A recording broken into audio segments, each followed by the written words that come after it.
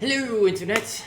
I just finished this game, and oh my god, it is one crazy video game. But before I talk about the story and my feelings on it and all the people being mad about it, I'm gonna talk about everything else. So let's go ahead and talk about it.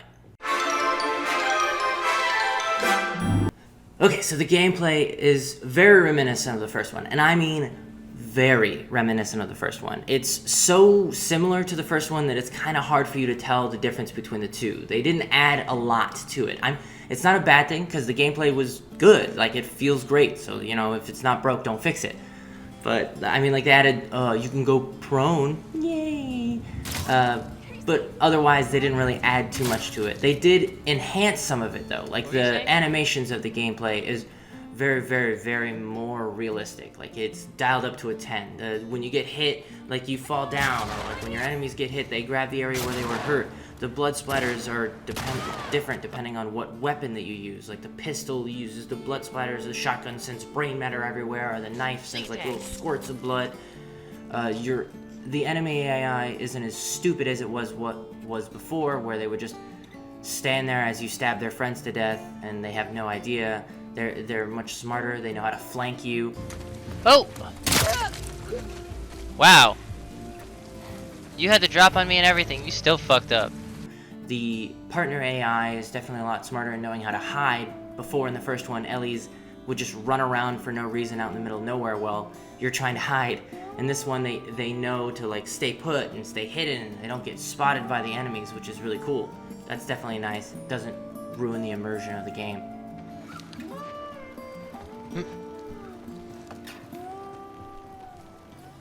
I mean, it's not perfect, though. There's definitely some times where I've encountered glitches, where, like, textures don't work. Solid textures. Or the enemy AI would, like, phase through walls. Oh! My father! I got her! Wait, what the fuck?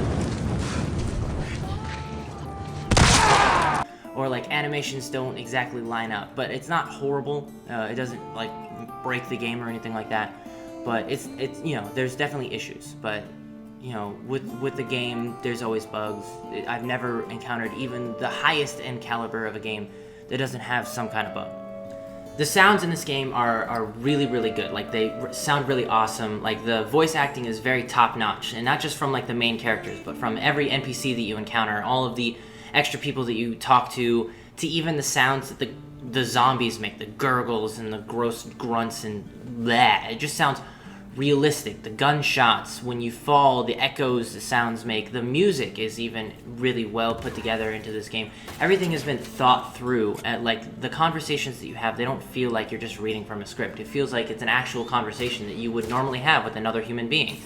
So it just makes you feel more immersed into the story of this game. And then also the environment is just so immaculately detailed. It looks gorgeous. Everything from, like, the small blemishes on a person's face to the large sprawling landscapes are very detailed and very thought out. The small areas in these huge open landscapes have, like, these cool little notes and stories and dead bodies and just hints of what happened before and what's going to happen or what you think might happen later just because of the environment that you're in. It gives you a really, really immersive feel to the game, and it just feels super nice. Okay, and now onto the story and the review bombs. So I know there is a lot of people that had the game spoiled for them before the game even came out. There was a huge spoiler, and a lot of the internet lost their minds and were just like, I don't want to play this game anymore. But you don't understand the context of what happens in this game. If you haven't played it and you saw the spoilers and you're like, I don't think I would like this game, play the game. It is 100% worth it. The story explains what's going on, and without those explanations, yeah, I can see why you would get mad, but with the explanations, it makes a whole different narrative to it, and it's really, really good.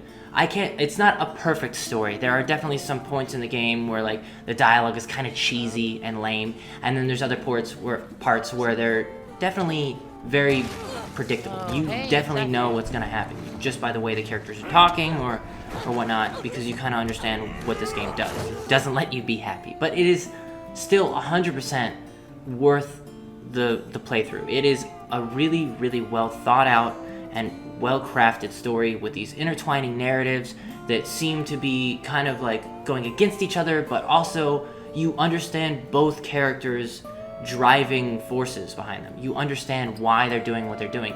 Sometimes the game even likes to torture you with making you do something that you don't want to do, and it's annoying, but then you just keep playing because you want to know more. You want to understand what happens and what happens to these characters, and you want them to grow and evolve, and it's just so good and worth it that I would recommend it 100% of the time. If you played through the game and you didn't like the story, you thought it was like bad because something happened to a character that you like, fucking boo-hoo, go eat like a dinosaur chicken nugget and watch a Disney movie. This is The Last of Us, okay? It's not gonna be some game that's gonna be blatantly happy and you're gonna have like a good feeling on the inside when you finish it. The game is sad and it's realistic, and all the bouts of happiness are mixed with anger and sadness, and that's good because real life isn't always happy. Like, sometimes things don't go your way, and so you just kind of have to continue on. It tells you that, you know, you're supposed to evolve and understand and view things from other people's perspectives, and it's good the way that they write it that way. And if you didn't like the game because you think that they're pushing some kind of LGBTQ narrative, then, like, seriously, you're a fucking child, because there is at no point where that narrative is shoved in your face.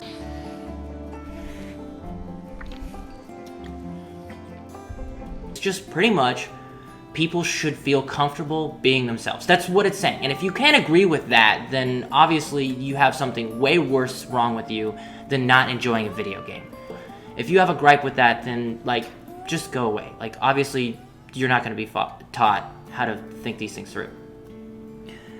Obviously, if you couldn't tell by now, I really enjoyed the game. It's 100% totally worth it if you play through it. Like, is it $60 worth? Yeah, I would say so.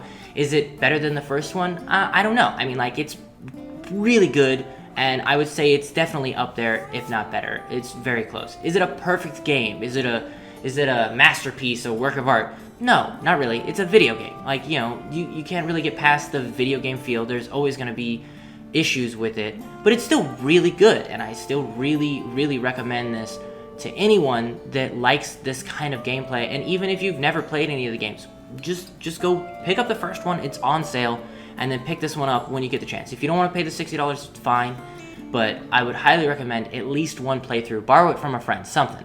But yeah, that's my review, guys. I hope you enjoyed, and have a good day.